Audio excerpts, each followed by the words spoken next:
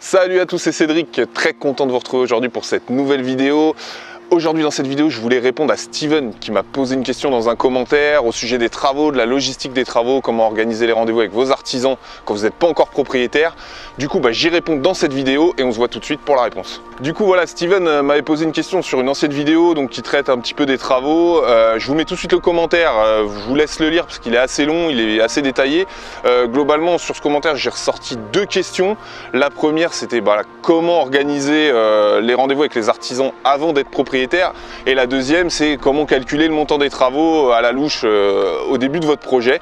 Donc je vais commencer par la première, du coup, comment organiser le rendez-vous avec vos artisans avant d'être propriétaire. Alors dans ton commentaire, Steven, tu mentionnais qu'a priori tu avais acheté par agence, et ça c'est quelque chose qui m'a tout de suite interpellé, et je veux dire c'est quelque chose de très positif par rapport à ta problématique.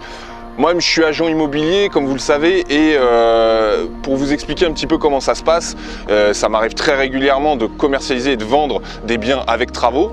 Et systématiquement, mes clients vont me demander, soit avant de faire l'offre, soit avant de signer le compromis, de faire intervenir des artisans pour avoir une idée de devis. Donc vraiment la problématique que tu m'as posée. Et c'est pas forcément ce que je préfère, mais moi ça fait partie aussi de mon travail de devoir leur donner accès à l'appartement. Donc soit en voyant avec le vendeur, je leur mets à disposition les clés sur un créneau donné, on va dire entre 14 et 16 heures, et eux font leur rendez-vous avec les différents artisans. Ou soit s'il n'y a pas le choix et que le vendeur n'est pas d'accord pour que je laisse les clés ou que je leur ouvre la porte, et je me rends avec eux directement. Et puis je fais le pied de grue avec eux, j'attends, mais ça fait partie du job. Donc ce que je veux dire par là, c'est que tu n'as pas à hésiter, et vous n'avez pas hésité si vous êtes dans le cas de Steven, à directement solliciter l'agence. Moi je l'ai fait pour mon dernier investissement, vous avez pu le voir à travers mes vidéos, et leur dire voilà, j'ai un peintre, j'ai quelqu'un pour un plombier, un électricien qui doit passer, j'aurais besoin des clés sur un créneau entre 14 et 17 heures, je reprends mon exemple, et est-ce que vous pouvez me mettre à disposition les clés ou m'ouvrir et je vous rappelle quand j'ai terminé. Donc tout ça c'est vraiment indispensable, faites-le, pensez-y, parce que l'agence ça fait partie de son job. Du coup, comment ça se passe de manière concrète avec l'agence? Moi mon conseil c'est clairement de condenser vos rendez-vous.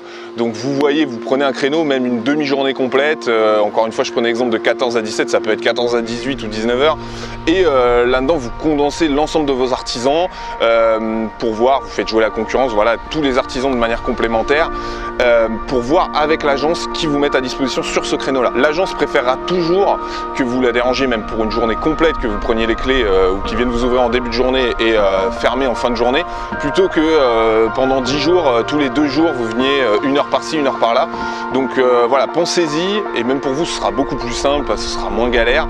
Et pensez aussi que les artisans ont des emplois du temps assez compliqués, donc vous voyez aussi avec eux pour pouvoir les centraliser dans ce créneau horaire. Donc l'autre problématique par rapport à cette organisation de rendez-vous, c'est quand faire intervenir les artisans. Alors là, il y a plusieurs cas de figure. Évidemment, le mieux c'est de le faire le plus tôt possible, de préférence avant la proposition d'achat. C'est évidemment pas toujours le plus simple, puisque quand on voit quelque chose qui plaît, vous n'êtes pas toujours seul sur l'affaire, l'artisan n'est pas toujours disponible, s'il passe avec vous, il n'a pas forcément le temps de vous renvoyer le devis parce que ça peut prendre du temps. Donc bon, faut se méfier à partir de là, mais c'est l'idéal, c'est de le faire avant l'offre. Maintenant vous avez un deuxième cas de figure, vous avez fait une offre, elle est acceptée par le propriétaire, et vous vous dirigez tranquillement vers le compromis de vente. Je vous avais déjà expliqué dans une autre vidéo que une fois que votre offre est acceptée, ça peut mettre quelques jours, voire plusieurs semaines pour signer le compromis de vente. Évidemment, cette période-là, vous pouvez l'utiliser pour faire intervenir vos artisans. C'est plus rapide de signer le compromis de vente à l'agence, je vous l'avais expliqué, que chez le notaire. Donc si vous voulez gagner un peu de temps, il y a une petite astuce, vous exigez auprès de l'agence de demander à signer chez le notaire. Honnêtement, en dessous de 15 jours chez le notaire, c'est compliqué. Ça vous laisse le temps de venir avec votre artisan. Ne dites pas forcément à l'agence que le devis de votre artisan va conditionner votre achat. Dites-leur plutôt que vous voulez prendre un petit peu d'avance sur les futurs travaux. Donc un message toujours positif, ça évitera un petit peu que la confiance soit brisée avec l'agent. Mais ça, c'est une possibilité sur ce délai-là de faire intervenir les artisans.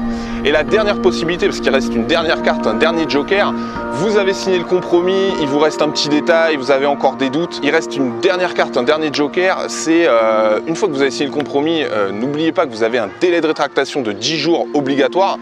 Et servez-vous-en dans ces cas-là, dans cette période-là, vous faites intervenir vos artisans, vous regardez, vous peaufinez les devis, et encore une fois, si demain les devis sont à des années-lumière de ce que vous pensiez, vous vous rétractez, tant pis. Encore une fois, quand on se rétracte dans les 10 jours, il n'y a absolument aucun frais, vous récupérez l'intégralité de la compte du séquestre que vous avez déposé, donc pas de panique. Donc pensez bien à vous servir de ce délai de rétractation. Donc voilà, je pense avoir répondu à la première question.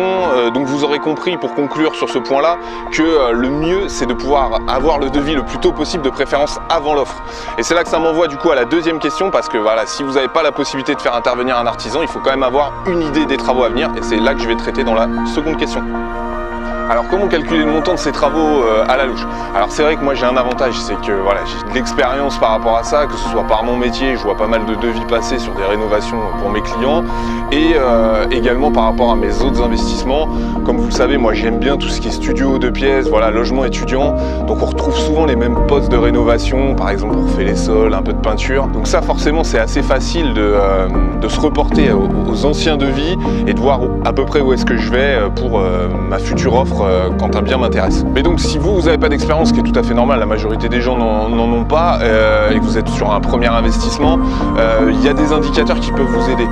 On dit souvent qu'une rénovation complète, c'est à peu près entre 800 € et 1000 € du mètre carré.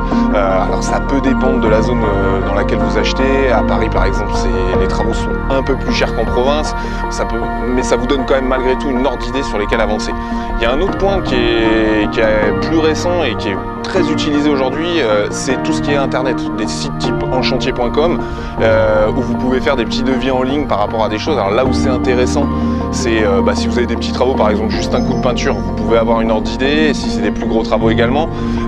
Du coup moi à titre personnel je l'utilise pas, mais j'ai pas mal d'amis investisseurs qui l'utilisent, et ça leur donne une ordre d'idée quand même plutôt correct. Donc vous saurez par exemple si vous êtes plus sur du 5000 € de travaux ou du 10 000 € de travaux. Si par exemple vous n'avez aucune idée, ça vous orientera par rapport à ça. Par contre j'ai un conseil à vous donner si vous utilisez ces outils là, c'est soyez pessimiste, c'est-à-dire gardez-vous une marge de sécurité. N'hésitez pas à augmenter le devis de 15-20%, comme ça voilà, vous savez à peu près où vous allez pour faire votre proposition, et si vous avez des mauvaises surprises ou si le devis en ligne n'était pas hyper précis, ça vous permet de pouvoir avoir une marge de sécurité pour votre proposition d'achat. Donc voilà un petit peu ce que je peux vous dire sur tout ça. Pour conclure, je voudrais vous alerter sur un point encore une fois. Si après tout ça, tout n'est pas clair quand vous avez vos devis, si vous avez encore des zones d'ombre sur le montant de vos travaux et que vous ne savez pas trop sur quel montant vous positionnez sur votre offre, encore une fois, passez à autre chose. L'investissement immobilier, c'est avant tout des chiffres, donc on ne met pas d'affect là-dedans. Si tout n'est pas clair, qu'on n'est pas sûr, on n'y va pas. Encore une fois, il vaut mieux rater une bonne affaire que à faire un mauvais investissement. Donc n'oubliez pas ça, on passe à autre chose. Des bonnes affaires, il y en a partout, donc si c'est pas celle-là, ce sera une autre. Donc voilà un petit peu ce que je peux vous dire. J'espère que cette vidéo vous a plu. Si vous avez d'autres astuces, n'hésitez pas à les mettre en commentaire, voilà, pour aider Steven aussi. Il y a peut-être des choses que j'ai oublié de dire, ou peut-être vous avez vos propres astuces. Si cette vidéo vous a plu, des pouces bleus. N'oubliez pas en tout cas de vous abonner à ma chaîne et partager cette vidéo. Je vous dis à bientôt pour la prochaine vidéo. Salut!